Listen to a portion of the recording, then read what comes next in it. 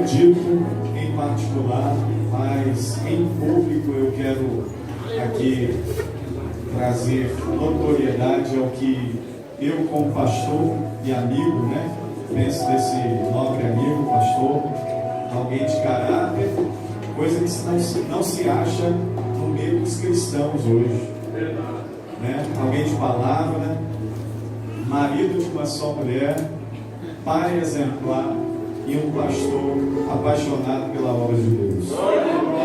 Deus abençoe o pastor Mário, a pastora Keila, a todos os membros e congregados dessa igreja, né? A todos vocês que durante todos esses anos se fizeram de instrumento para que as portas desta igreja continuassem abertas. E eu percebo em Deus que quando nós por Ele somos abençoados, os dons e os talentos que Deus nos concede, pastor Dejanes, não deveria fazer de nós senhores, mas deveria nos fazer servos. E hoje, diante de tudo que Deus tem feito na minha vida, na minha casa, na minha família, eu não vim aqui como senhor para mandar, para ser recebido com tapete vermelho, para ser recebido com aplauso. Muito pelo contrário, eu vim aqui como servo. Ser servo. Talvez hoje você não tenha orado, eu orei. Talvez você não tenha lido a Bíblia, eu li para poder pregar. Talvez você não tenha se preparado para este culto, mas eu me preparei, porque eu entendo que eu vim aqui não foi como Senhor, eu vim aqui como servo. Deus deu os dons à igreja, não para tornar a igreja senhor de alguma coisa, mas Deus nos deu os dons para nos tornar servos dos nossos irmãos. Quem está entendendo? Que a gente canta, convida um cantor famoso, ele dá um bocado de exigência, pastor. Convida um pregador, ele diz: eu só vou por tanto, se fizer isso, se fizer aquilo. E sabe o que eu entendo? Deus me deu o dom, me capacitou e me abençoou para que eu seja servo e não senhor. Pergunte ao pastor Jonas, ao pastor Romário, quantas vezes eu vim aqui e fiz algum tipo de exigência. Se me abençoarem, sentirem de abençoar, eu sinto de receber. Mas se não, eu vou embora, porque eu tenho a bênção de Deus e eu fui gerado para isso. Amém? Glória a Deus. Deus abençoe o presbítero Chaves, que está. Pensa aí, rapaz. Eu sou coxinho, até fotógrafo tem. Rapaz, eu que era o cocô do cavalo do bandido. Né? Deus abençoe o presbítero Chaves, Paulo da bateria, e meu filho Caleb, que praticamente todos conhecem, né, que me acompanham por todas as minhas agendas, e aonde não couber ele, também não me cabe. Recentemente eu recebi um convite para estar lá em Fortaleza, e aí o pastor falou: não, vamos comprar as passagens. Aí eu falei assim: olha, são 4 passagens. Ele falou: o senhor vem com sua esposa? Eu falei: não, ela vai começar a trabalhar agora, eu vou com meu filho. Porque a igreja não tem condição, não chame alguém de perto aí que vocês não tenham abrir mão, né, de tantos mil para comprar as passagens. E eu já não cobro para pregar. Então eu só vou se meu filho for comigo. E aí acabou nem podendo ir, mas é bênção. Pastor Romário, hoje nós estamos comemorando o 12º ano de aniversário desta igreja. Ao certo, esta igreja passou por muitas adversidades para chegar onde chegou. Porque também eu sou pastor e eu não sou pregador. Alguém acha que eu sou pregador e eu não sou. Eu sou pastor.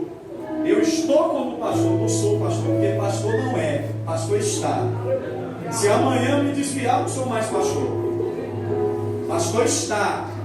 E eu não sou pregador. Por quê? Porque o pregador tem aquela artimanha, ele vem, ele emociona as pessoas, ele está preocupado em voltar outras vezes. Não, eu não, estou preocupado aqui em falar o que Deus mandou eu falar.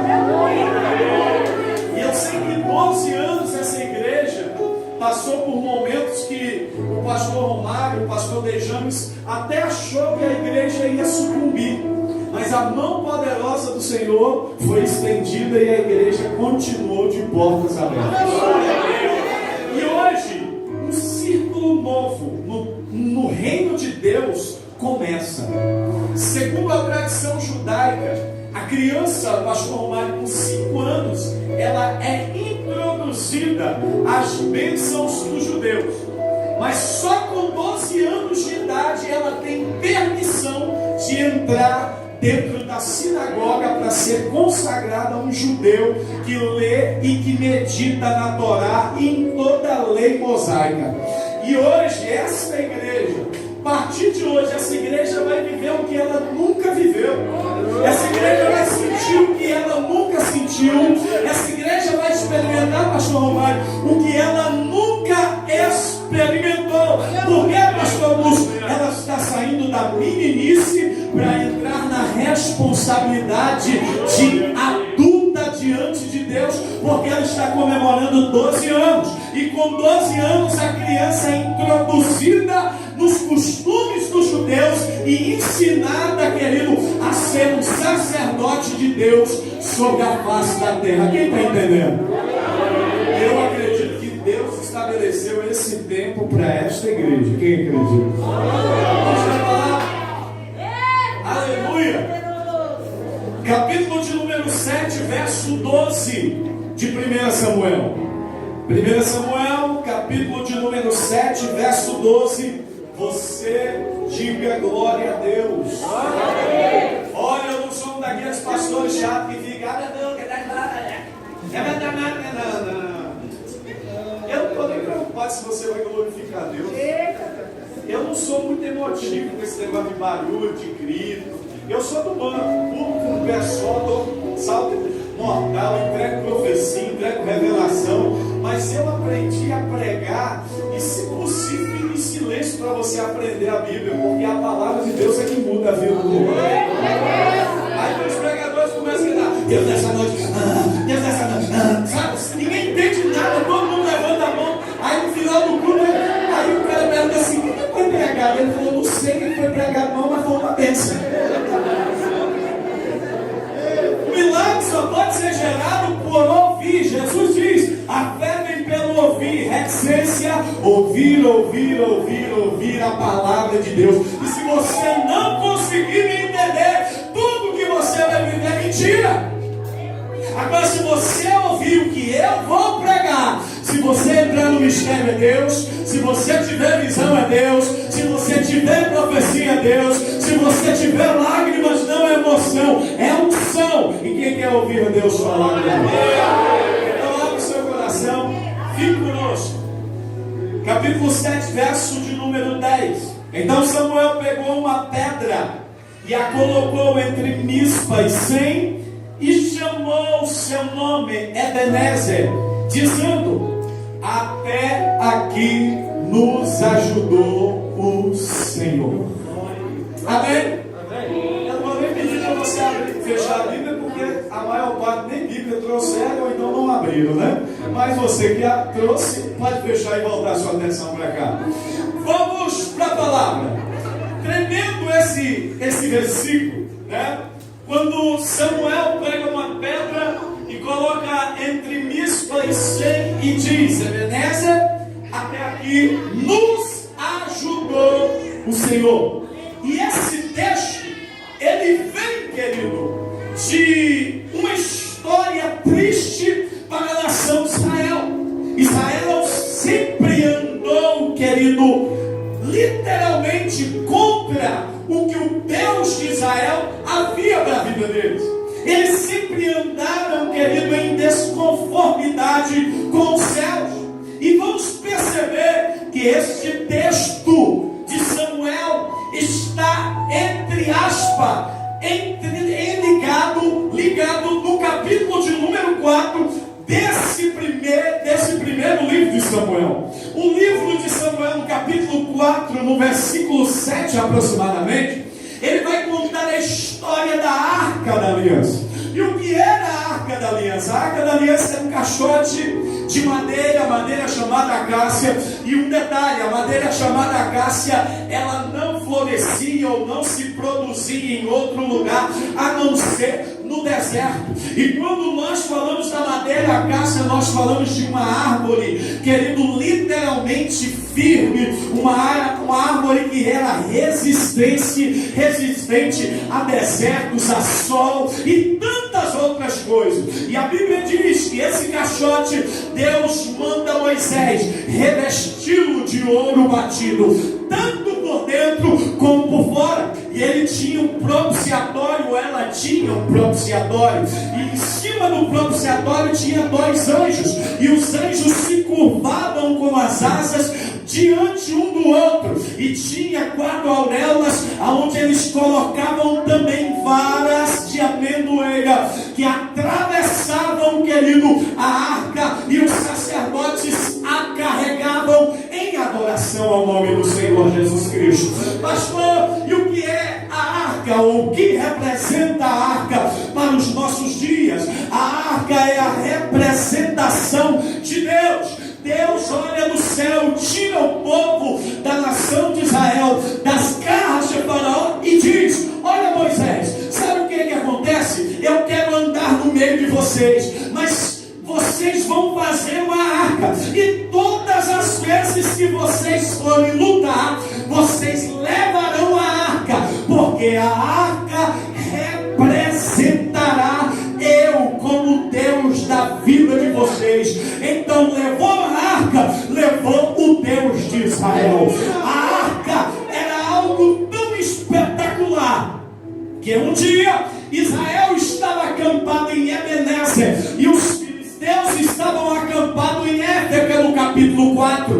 Israel se levanta para lutar contra os filisteus, leva uma surra no campo de batalha, e alguém diz: mande trazer de Siló a arca do Senhor, e que o Senhor venha entre nós e faça justiça a nosso respeito. A Bíblia Sagrada mandaram buscar a arca na casa do sumo sacerdote Eli. O problema, querido, é que Deus usa quem Ele quer, mas Ele não deixa ninguém usá-lo. Ele pode usar jumenta, pode. Ele pode usar prostituta, pode. Mas ninguém tem poder de manusear ou manipular o Deus a quem nós servimos. A Bíblia Sagrada diz que o primeiro erro de Israel, sabe qual foi? Foi permitir 2 atribulados, filhos do diabo, Ofni e Finéias, os filhos do sacerdote Eli.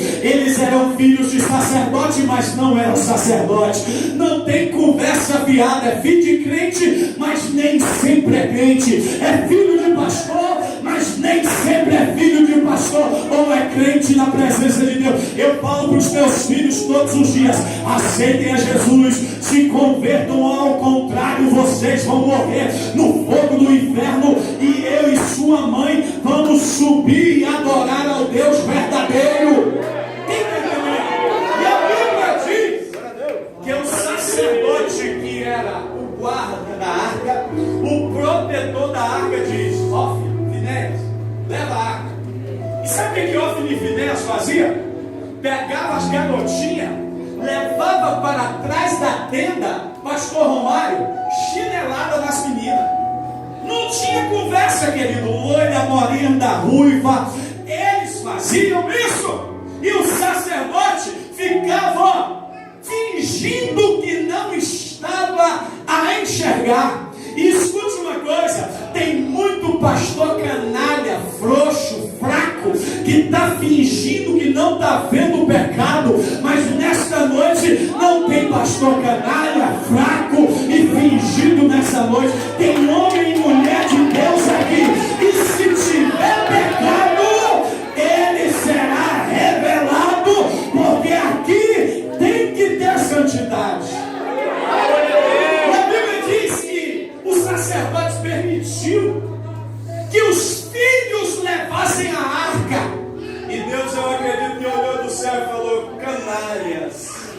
A arca foi feita para ser carregada por servos fiéis e dignos, e não por homens impuros. Quando a arca chegou lá em Ebenezer, onde eles estavam estavam acampados, a Bíblia diz que eles vacionaram tanto a arca, eles gritaram tanto pela arca, eles festejaram tanto pela arca, que a terra, pastor Romário, balançou, e os inimigos filisteus do outro lado disseram: eita, eis que chegou um Deus lá no acampamento dos nossos inimigos, lutemos, ou ao contrário, eles nos farão de escravo, como fizeram o Egito com a sua casa. Segundo erro de Israel foi acreditar na arca e não no Deus da arca.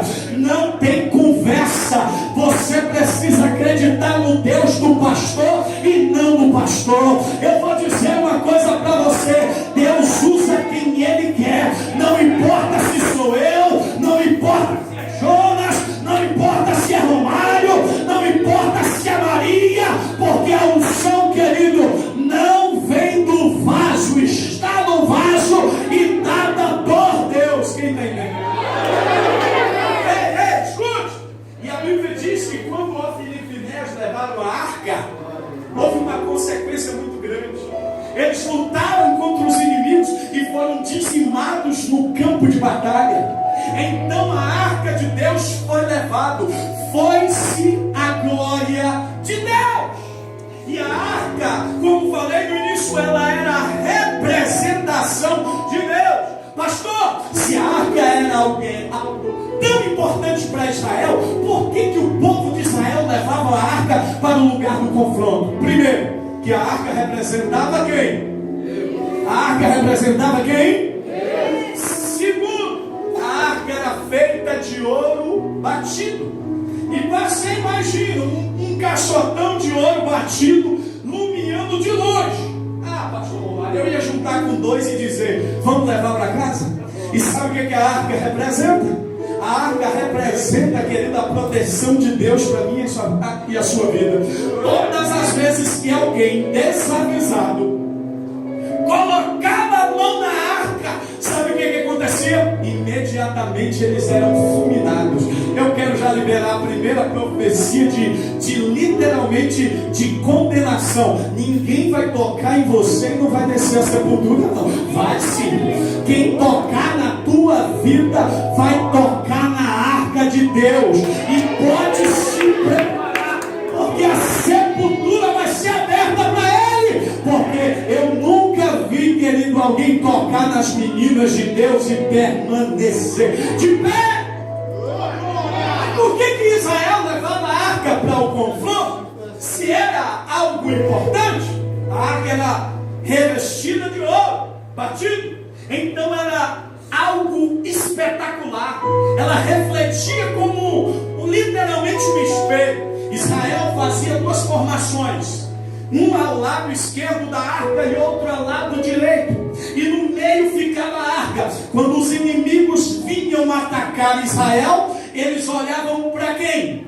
Para a arca. E todas as vezes que eles olhavam para a arca, os raios solares batiam na arca e ofuscavam os olhos dos inimigos, tornando-o cego. Deixa eu liberar a segunda profecia para a sua vida. Ninguém vai tocar em você, não. Quando hoje você sair desse culto, não importa se é 10, se é 11, se é meia-noite ou se é 1h da manhã, o bandido na esquina da tua rua vai dizer: vamos assaltar ela. Mas quando olhar para você, não vão ver você, vão ver o brilho da presença de Deus, porque agora você é a arca. Quem está entendendo pode dar glória. Escute, por que o povo de Israel levava a arca? Era esses três motivos.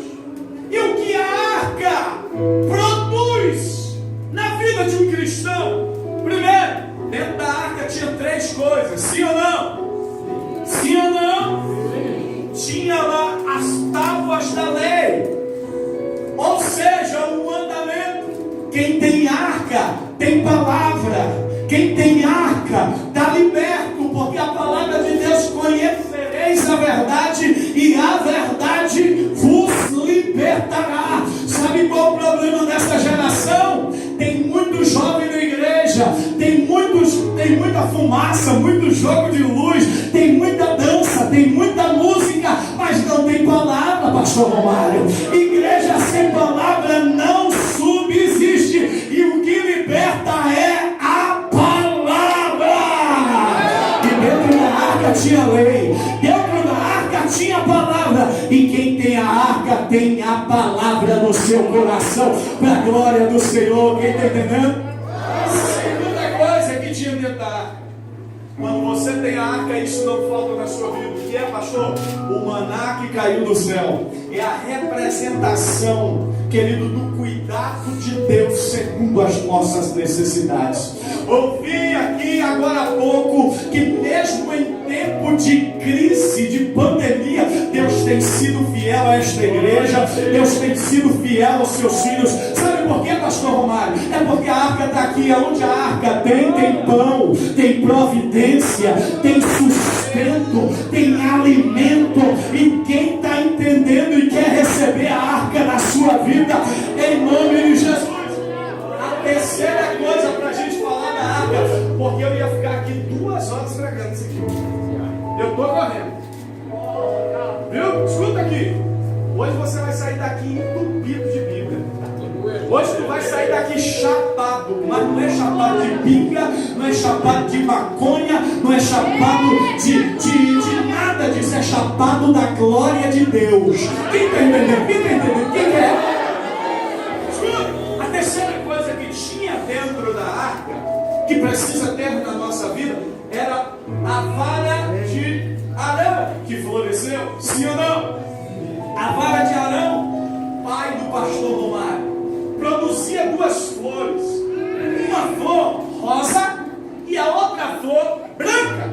E segundo a tradição dos judeus, quando o cajado florescia, o sacerdote comia a flor rosa, que era amarga igual, meu irmão, boldo. Ele era obrigado a comer a flor que era amarga. E depois que ele comia a flor amarga, depois ele comia a branca, que era doce como mel. Quem tem a arca passa por momentos de angústia. Quem tem a arca passa por momentos de tribulação.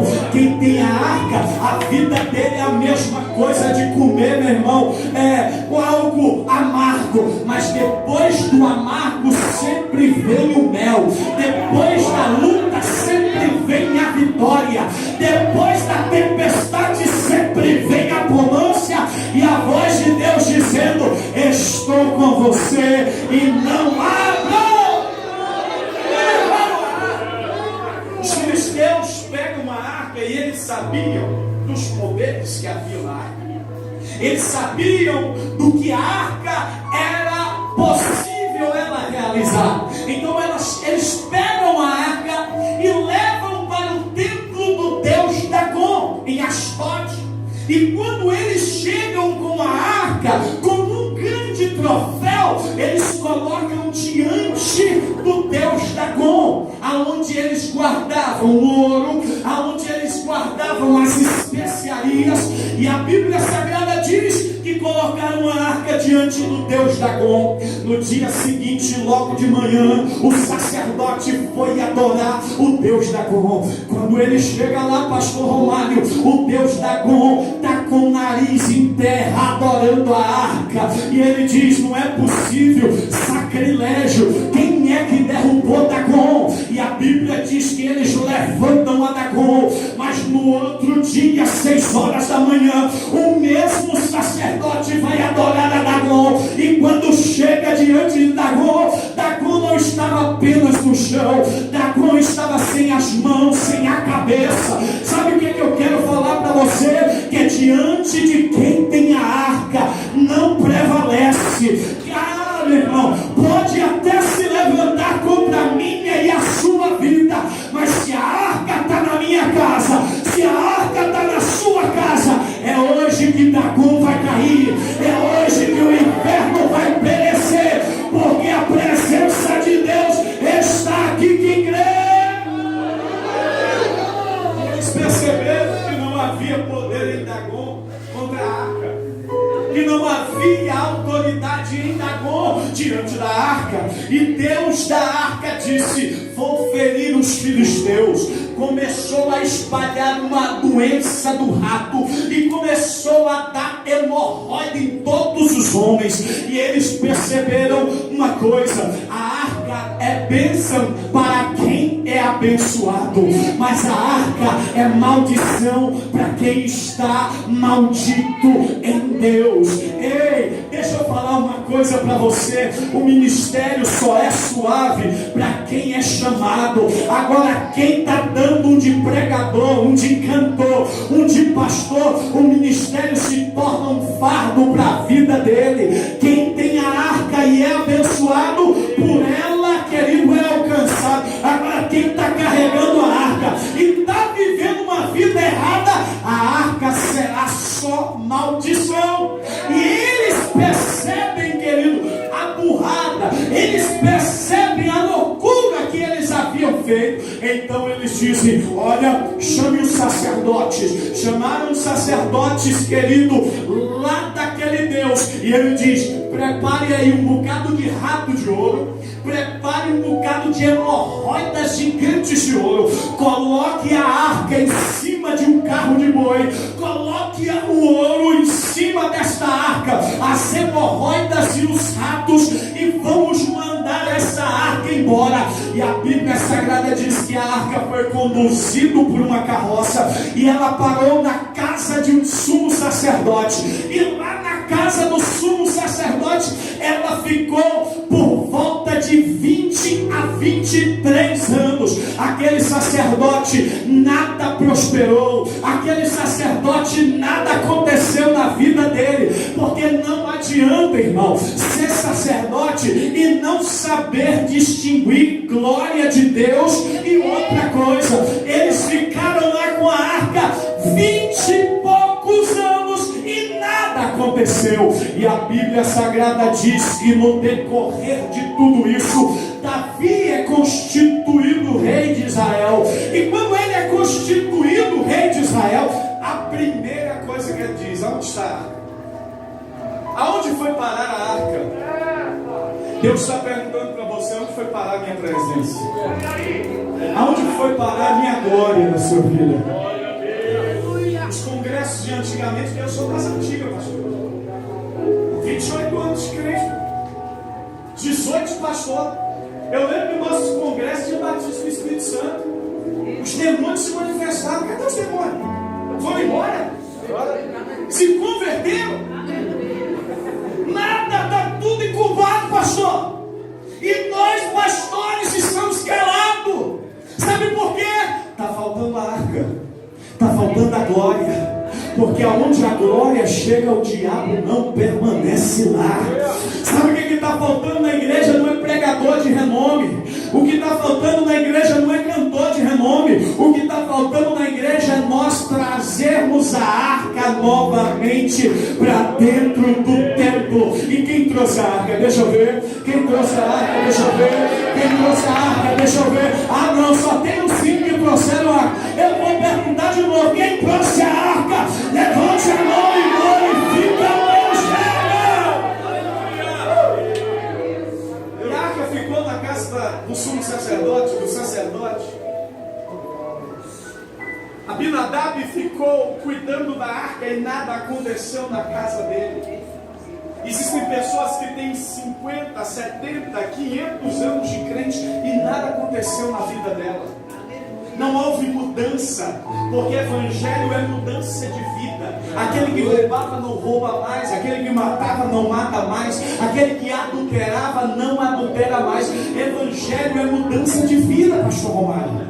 Evangelho é transformação. Você era ruim, você hoje é bênção. Você não prestava, hoje você presta. Mas hoje ninguém sabe quem é crente e quem não é. Tem mudança nas palavras, mas não tem mudança nas decisões e nas atitudes. Nós continuamos pecando do mesmo jeito. Nós continuamos comprando e não pagando. Nós continuamos jogando indiretas na rede social e diz que é crente. A irmã vai tirar uma foto sedutora, miserável, assim, ó.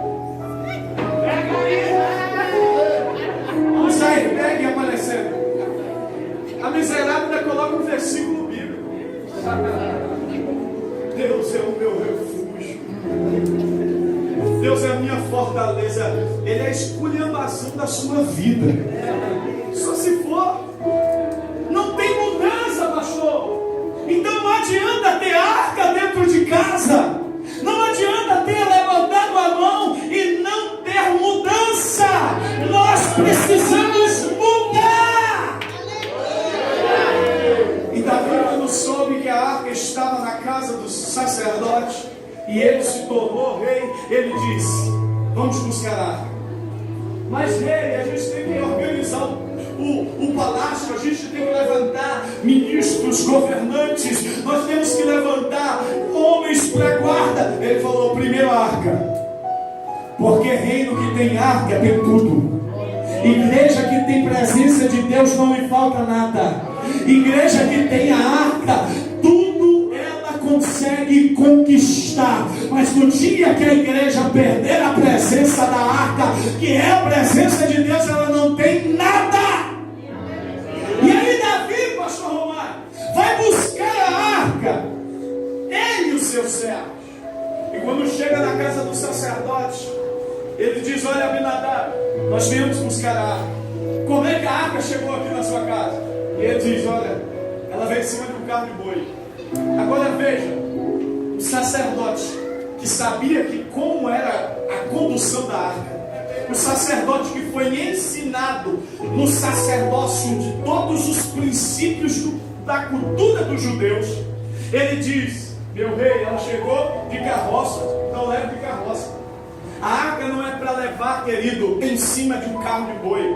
A arca é para se trazer dentro de si, aqui, ó, nos ombros, para a glória do nome do Senhor Jesus.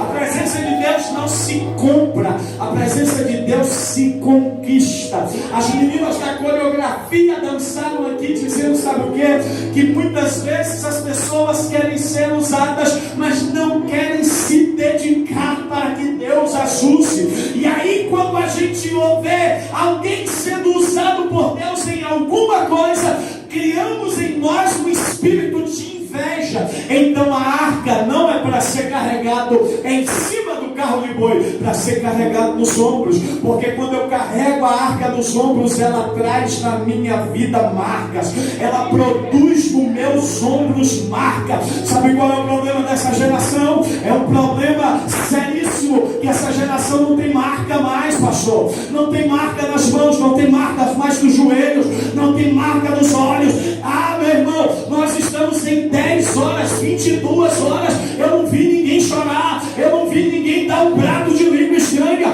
eu não vi ninguém marchar. Sabe por quê?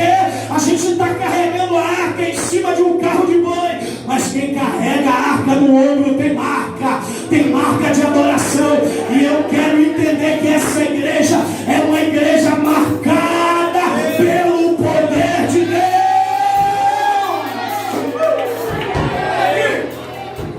E aí Davi colocou a arca em cima do carro de boi, e ele estava tão avexado para levar a arca para casa, que ele não quis saber como levaria, só que a arca deveria ir. É essa hora que nós pecamos.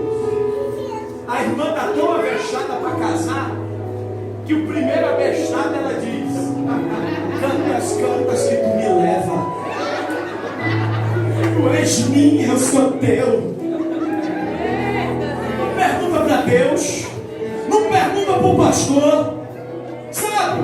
E aí casa, até os 3 meses é só lua de mel, depois vem o véu com o olho roxo dizendo: pastor, ora. Aí eu falei assim: oro não, descasca esse abacaxi porque ele é teu. Olha pra cá. Às vezes nós queremos ser abençoados por Deus, que nós não medimos a consequência daquilo na nossa vida. A gente quer por todo custo. A gente quer o casamento, a gente quer o emprego, a gente quer o carro, a gente quer a casa, a gente quer o que for, e nós não medimos as consequências. Davi disse: bora, coloca esse trem em cima do carro, vamos embora, porque a arca já tem 25 anos que está longe de Israel, e eu quero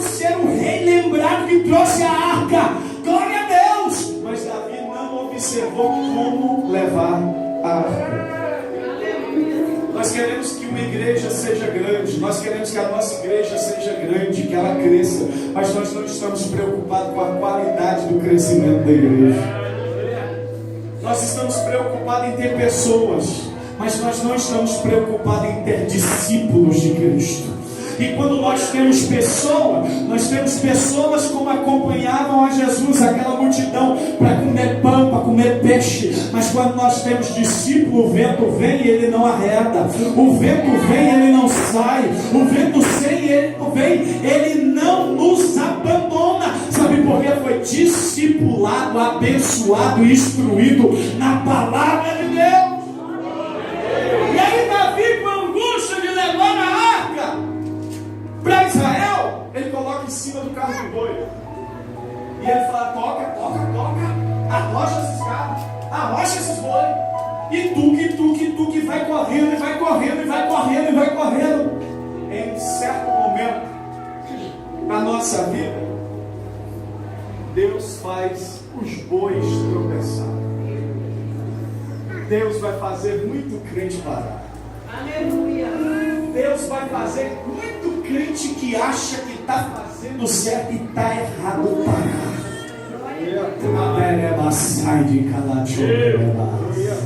Tem muita gente apressada, e nessa pressa